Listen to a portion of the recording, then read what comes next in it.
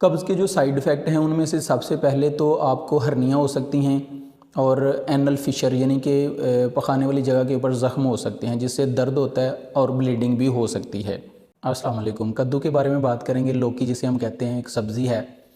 حضرت انس رضی اللہ تعالیٰ عنہ نے روایت ہے ان سے کہ انہوں نے بتایا کہ نبی مکرم صلی اللہ علیہ وآلہ وسلم سالن سے کدو کو چن چن کر کھا رہے تھے، یعنی کہ کدو ان کو بہت پسند تھا۔ اس حدیث سے ثابت ہوتا ہے کہ ہمارے پیارے نبی علیہ الصلوۃ والسلام کدو کو بہت پسند فرمایا کرتے تھے۔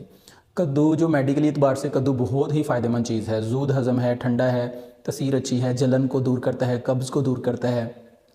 اس کے بے شمار فائدے ہیں جس کے اوپر ہم ایک ویڈیو بنا چکے ہیں۔ آج ہم بات کریں گے کہ کدو کو کانسٹیپیشن کے لیے کیسے استعمال کیا جا سکتا ہے، اس کا شربت بنایا جاتا ہے۔ آپ کو یہ معلوم ہونا چاہیے کہ 25% لوگ جو ہیں وہ کانسٹیپیشن کا شکار ہیں، قبض کا شکار ہیں، جو کہ بہت ایک گندی بیماری ہے۔ اب کدو کو اس کے لیے کیسے استعمال کرنا ہے قبض کے لیے؟ سب سے پہلے آپ ایک کدو لیں اور اس کو چکھ لیں پہلے کہ وہ کڑوا نہ ہو۔ اگر کڑوا ہے تو آپ نے کڑوا کدو اس میں استعمال نہیں کرنا۔ پھر آپ چھلکے اتار لیں اور چھوٹے چھوٹے پیسز میں اس کو کاٹ لیں، بلینڈر میں ڈالیں، ساتھ آپ ادرک کا ایک چھوٹا سا پیس ڈال لیں اور 5-6 پتے جو ہیں وہ پودینے کے ڈال لیں۔ اچھی طرح سے بلینڈ کریں۔ پانی آپ نے نہیں ڈالنا کیونکہ کدو کے اندر 95% واٹر ہے۔ اب جب وہ ایک شربت بن جائے گا، ایک گلاس تک آپ نے اس کو تیار کرنا ہے۔ اب اس گلاس کو آپ نے اس میں لیمن ڈالیں اور ساتھ آپ اس میں کالا نمک ڈال لیں اور کالی مرچ پاؤڈر کی فارم میں اس کے اندر آپ مکس کر لیں۔ آپ نے اس کو صبح روز 24 گھنٹے میں ایک دفعہ آپ نے اس کو استعمال کرنا ہے۔ ایک گلاس کو بار بار استعمال نہیں کرنا۔ اس سے آپ کو قبض کا دائمی مسئلہ، بہت پرانا مسئلہ بھی آپ کا حل ہو جائے گا۔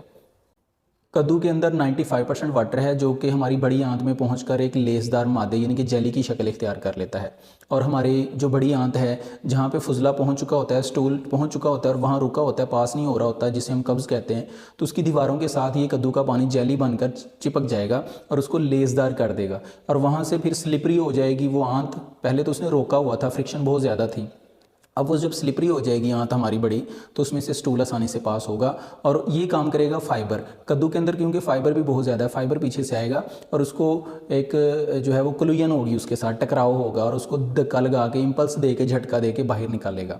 تو اس طرح سے دائمی قبض کا مسئلہ بھی آپ کا اس سے حل ہو جائے گا۔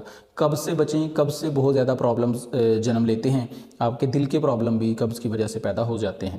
تو یہ جو ابھی آپ کو طریقہ بتایا ہے، اس کو آپ گھر کے اندر آپ استعمال کریں اور آپ فائدہ حاصل کریں۔ ویڈیو کو لائک کریں اور اچھا سا کمنٹ کریں۔ بہت شکریہ۔